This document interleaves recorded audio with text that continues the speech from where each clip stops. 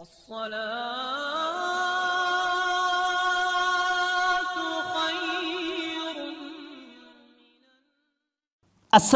علیکم ورحمۃ اللہ وبرکاتہ۔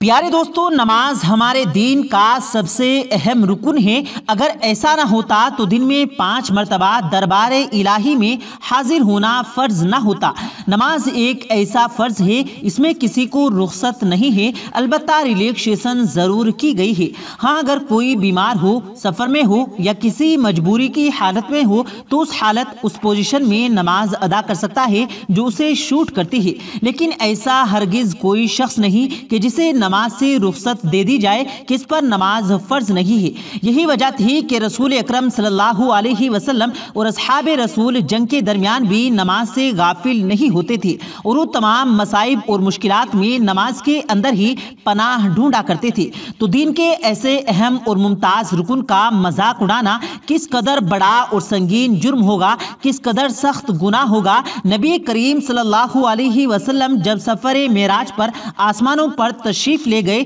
تو واپسی پر اللہ رب العزت نے انہیں جو تحفہ عطا فرمایا وہ تھا نماز، جو ہر مسلمان پر دن کے مختلف اوقات میں 5 وقت فرض قرار دے دیا گیا ہے۔ نبی اکرم صلی اللہ علیہ وسلم کا نماز کے متعلق ارشاد ہے کہ مشرک اور مومن کے درمیان فرق محض نماز کا ہے، کیونکہ خواتین و حضرات حج اور روزہ جیسی عبادات تو پچھلی امتیں بھی کیا کرتی تھی، حتیٰ کہ مشرکین مکہ بھی بیت اللہ کی زیارت کرتے، روزہ رکھا کرتے اور لوگوں میں سالانہ تجارت کے سفر کے ساتھ مال بھی بانٹا کرتے تھے۔ اگرچہ زکوٰۃ نہیں کہا جاتا، مگر وہ صورت تھی، کوئی زمانے میں رائج تھی۔ کلمہ پڑھ کر دائرہ اسلام میں داخل ہونے کے بعد مشرک اور مومنین کے بیچ فرق باقی صرف دن میں 5 مرتبہ نماز کا تھا، اور مشرک بھی یہ بات بخوبی جانتے تھے۔ چنانچہ روایات میں آتا ہے کہ جب بھی رسول اکرم صلی اللہ علیہ وسلم کے حکم پر نماز کے لیے اذان دی جاتی تو نہ صرف مشرکین مکہ بلکہ مردانہ میں آباد یہودی بھی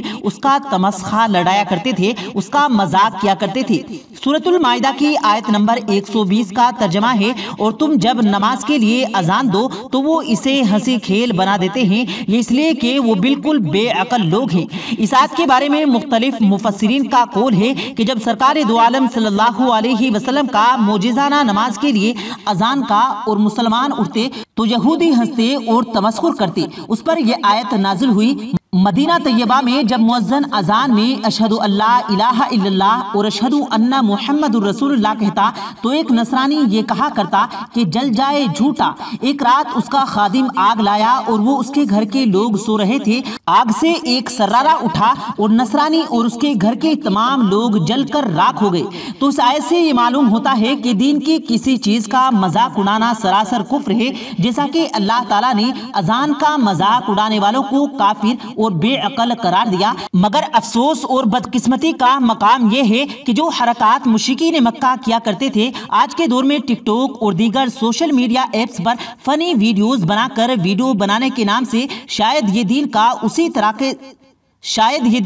اسی طرح سے مذاق اڑایا جا رہا ہے۔ اس ویڈیو سیکشن میں آپ کو کچھ ایسے ہی زولات دکھائیں گے اور آپ کو بتائیں گے کہ دین میں، اسلام میں شاید یہ دین کا مذاق اڑانا کس قدر کبیرہ فعل ہے اور اس پر اللہ تعالیٰ نے کس قدر سخت وعید جاری کی ہوئی ہے۔ اس سے پہلے آپ لوگوں سے گزارش ہے، اگر آپ نے ہمارے اس یوٹیوب چینل کو سبسکرائب نہیں کیا تو ہمارے اس یوٹیوب چینل کو سبسکرائب کر کے بیل آئیکن ضرور دبا دیں تاکہ اسی طرح کی روز کی ویڈیو آپ کی خدمت میں لاتے رہیں۔ خواتین و حضرات، اس بات میں کوئی شک نہیں ہے کہ فیس بک ہو، ٹک ٹاک ہو یا دیگر سوشل میڈیا ایپس ہوں، ان کے بے شمار فوائد بھی ہو سکتے ہیں اگر انہیں درست طریقے سے استعمال کیا جائے، مگر افسوس کی بات ہے کہ ہماری نوجوان نسل فیمس ہونے کے لیے یہ الٹی سیدھی حرکات کا سہارا لے رہی ہے، اور اب تو ہر حد کروس کی جا چکی ہے کہ فنی ویڈیوز کے نام پر دین اسلام کا مذاق بھی اڑایا جا سکتا ہے۔ اور سب سے زیادہ جس عبادت کو جس ہنسی مذاق کا کھیل کا حصہ بناتے ہیں وہ ہے نماز۔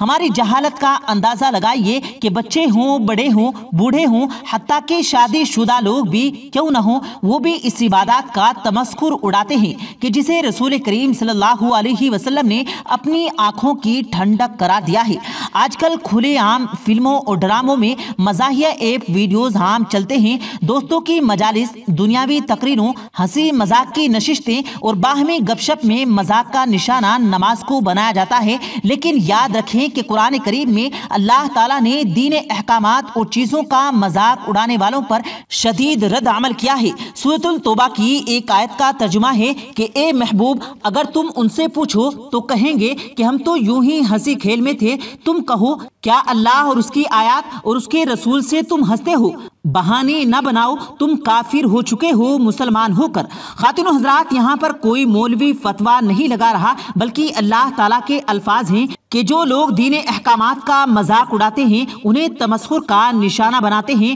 تو پھر وہ دائرہ اسلام سے خارج ہو جاتے ہیں۔ اللہ تعالیٰ کو ان کے ایمان کی ضرورت نہیں ہے۔ تو سوشل میڈیا پر آپ دینی احکامات کی فنی ویڈیوز دیکھتے ہیں تو پہلے تو انہیں سمجھائیے، ہو سکتا ہے کہ وہ راہ ہدایت پر واپس آ جائیں، اور اگر وہ پھر بھی باز نہیں آتے تو ایسی ویڈیوز کو آپ رپورٹ کریں تاکہ انہیں معلوم ہو کہ شاید دین اسلام کا تمسخر اڑانے والوں کے لیے یہاں پر کوئی جگہ نہیں ہے۔ یاد رکھیں کہ دین کا مذاق اڑانا کوئی چھوٹی بات نہیں، یہ انتہائی خطرے کی بات ہے۔ انسان دائرہ اسلام سے خارج ہو جاتا ہے، اور اگر اسی حالت میں اس کی موت آ جائے، یعنی اس کا انتقال ہو جائے، یعنی وہ توبہ کر کے دوبارہ اسلام کے دائرے میں نہ آئے اور مر جائے، تو اس کی نماز جنازہ تک ادا نہیں کی جائے گی۔ اور اگر وہ اس روش پر قائم رہتا ہے اور زندہ ہے، چاہے کوئی غریبی رشتہ دار اور عزیز کیوں نہ ہو، اس سے ملنا جلنا بند کرنا چاہیے۔ ہرگز جائز نہیں کہ ایسے شخص سے تعلق رکھنا۔ آپ کے سامنے قرآن کریم ہی کی ایک آیت کا ترجمہ رکھتے ہیں۔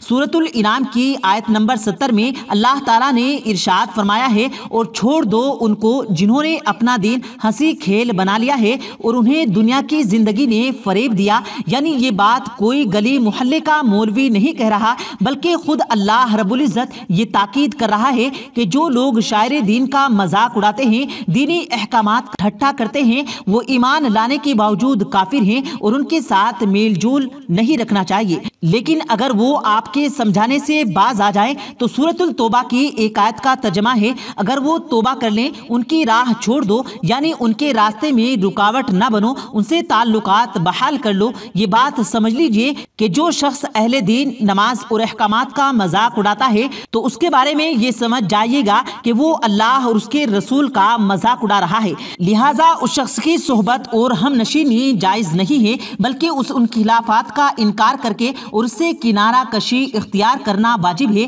کہ اسے سچی توبہ کی ترغیب دی جائے اور وہ توبہ کرے تو الحمدللہ، ورنہ اس کے ان برے اعمال کے بارے میں گواہوں کی شہادت کے بعد حکمرانوں کو شکایت بھی کی جائے گی، تاکہ شرعی عدالت کی طرف سے اللہ تعالیٰ کے حکم کے مطابق اس کا فیصلہ کیا جائے، اور اس کے ساتھ ساتھ اللہ رب العزت کے ہاں بھی اس کے لیے سخت عذاب تیار ہے۔ ہم اللہ تعالیٰ سے یہی دعا کرتے ہیں کہ وہ تمام لوگوں کو عقل عطا فرمائے۔ کتنی بھی آیات اور احادیث آپ کے سامنے پیش کی گئی، ان کے سامنے رکھتے ہوئے اپنے حالات پر غور کرنے اور اپنی اس مذاق اڑانے کی روش کو تبدیل کرنے کی توفیق عطا فرمائے۔ کمنٹ باکس میں اپنی رائے کا اظہار ضرور دیجیے گا۔ ویڈیو پسند آیا ہو تو ویڈیو کو دل سے لائک کریں اور زیادہ سے زیادہ لوگوں تک اس ویڈیو کو ثواب کی نیت سے شیئر کریں۔ اس ویڈیو کے بارے میں آپ کی کیا رائے ہے، کمنٹ باکس میں اپنی رائے کا اظہار ضرور دیں، اور مزید اسی طرح کی روز کی ویڈیو پانے کے لیے ہمارے چینل کو ضرور سبسکرائب کریں۔ ملتے ہیں پھر ایک نئی ویڈیو کے ساتھ، تب تک کے لیے اللہ حافظ۔